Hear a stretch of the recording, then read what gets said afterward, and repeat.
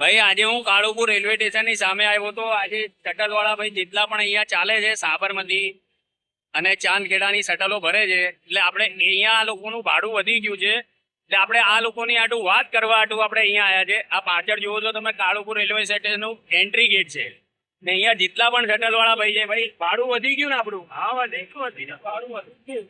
અહીંયા આપણે ભાડું કેટલું થઈ ગયું છે કાળુપુર ચાંદખેડાનું ભાડું કેટલું 50 રૂપિયા ભાડું છે ને ચાંદખેડાનું 60 રૂપિયા ભાડું છે ને સાબરમતીનું 50 રૂપિયા ભાડું છે. એટલે કોઈ પણ કસ્ટમરે બી મગજમારી નહીં કરવાની.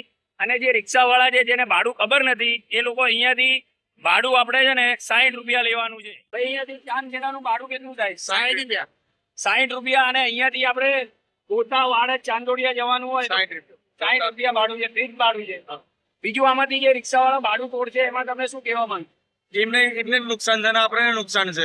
એમને ધંધો વ્યવસ્થિત કરવો હોય તો ભાડા એકદમ પકડી રાખવું પડે બરાબર. આ ભાઈથી બી વાત આપણે કરીએ. અહીંયાથી સાબરમતી શટલમાં ભાડું કેટલું ચાલે છે? 50 રૂપિયા ભાડું ચાલે છે. એટલે જેટલા પણ રિક્ષાવાળા ભાઈ છે ભાઈ ભાડું ના તોડો.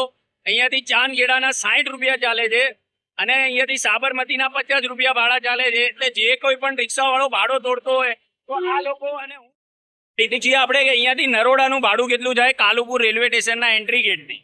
40 રૂપિયા ભાડું છે નરોડાનું. અને દેગામનું ભાડું કેટલું છે? 60 રૂપિયા. દેગામ 70 રૂપિયા થાય. 60 થી 70 રૂપિયા થાય. પછી જે કસ્ટમર આપે ને આ ભાઈ પણ જે તમે કઈ કહેવા માંગો છો શટલ વાળા જે ભાડું તોડે છે? ભાઈ ચાંદખેડાનું મિનિમમ પેલા 30 રૂપિયા હતું, અત્યારે 50 રૂપિયા થઈ ગયા છે. સુભાષ બ્રિજનો રસ્તો બંધ છે એટલે વાળા પ્રાણી ફરીને જવાનું છે. એટલે તમે ભાડું આપણે ભાડું વધારે લઈએ. હા. હું પોતે રિક્ષા ચલાવું છું એટલે મને પણ ભાડું નહોતું ખબર. તો જે લોકોને ભાડું નહીં ખબર હોય તો આ વિડીયો શેર કરજો જે બધા રિક્ષાવાળા સુધી પહોંચી જાય. સબસ્ક્રાઇબ તો ભાઈ કરે છે, બધા કરશે. જય હિન્દ, જય સિયારામ.